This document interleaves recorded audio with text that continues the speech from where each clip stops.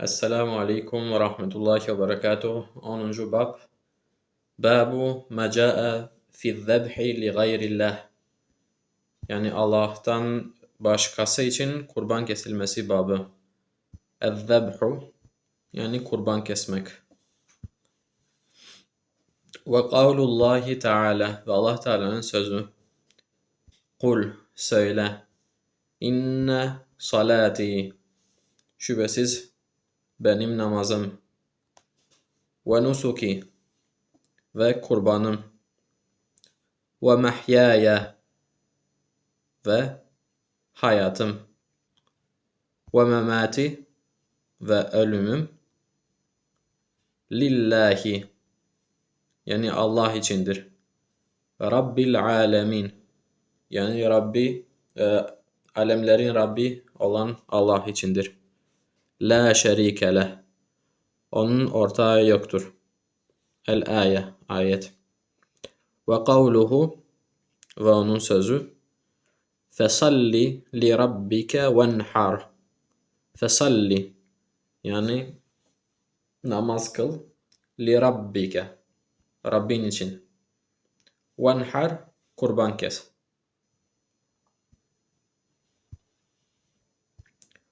An Ali'in Ali'den radıyallahu anh kal dedi haddetheni Resulullah sallallahu aleyhi ve sellem Resulullah sallallahu aleyhi ve sellem bana bunu söyledi, konuştu benimle. Bi erba'i kelimatin yani dört sözü bildirdi. La'anallahu Allah lanet etti. Kimi? Men zebeha li gayrillahi Allah'tan başkasına kurban kesene lanet etti Allah. La'anallahu men la'ane valideyhi anne babasına lanet edene Allah lanet etmiştir. La'anallahu men âve muhdithen bidat çıkarana Allah lanet etsin. Yani âve himaye alan. Men âve muhdithen bidatçı himaye edene Allah lanet etsin. Âve muhdithen. Ahdese yuhdithu muhdith. Ahdese bidat çıkaran. Yeni bir şey ortaya çıkaran. La'anallahu men gayyara menaral ardi. Ve Allah yeryüzünün hudud alametlerini değiştirene lanet etmiştir. Yani lanet etsin. La'anallahu men gayyara menaral ardi. Hudud alametlerini. Ravahu Muslim. Muslim rivayet etti. Ve an Tariq ibn Şihabin ve Tariq ibn Şihab'dan enne Resulullah sallallahu aleyhi ve sellem kal. Peygamber sallallahu aleyhi ve sellem şöyle buyurmuştur. Dehalel cennete girdi.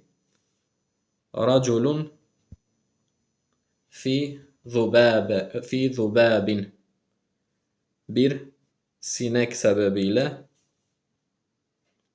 bir adam dehalel cenne yani cennete girdi. Ve dehalen nâra raculun fi zubabin ve bir adam bir sinek hakkında cehenneme girdi.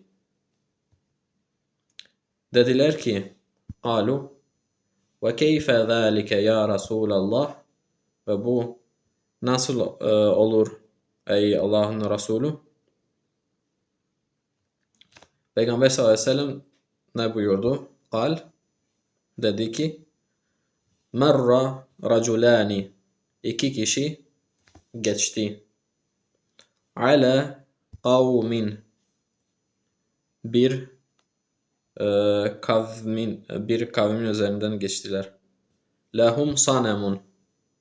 Yani onların bir putu vardı.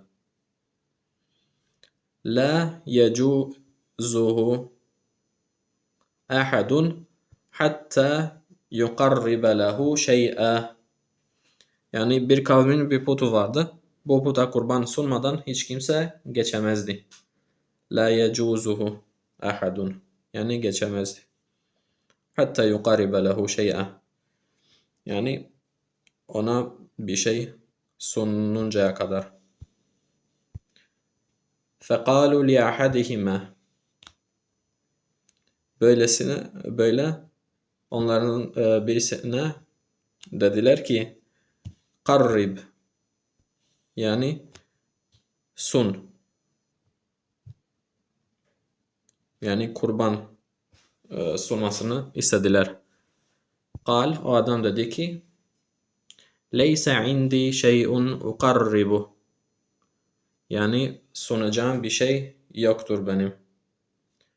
Qalu lehu, ona söylediler, qarrib, bir kurban sun, velev zubaben, bir sinek olsa bile ona kurban olarak sun.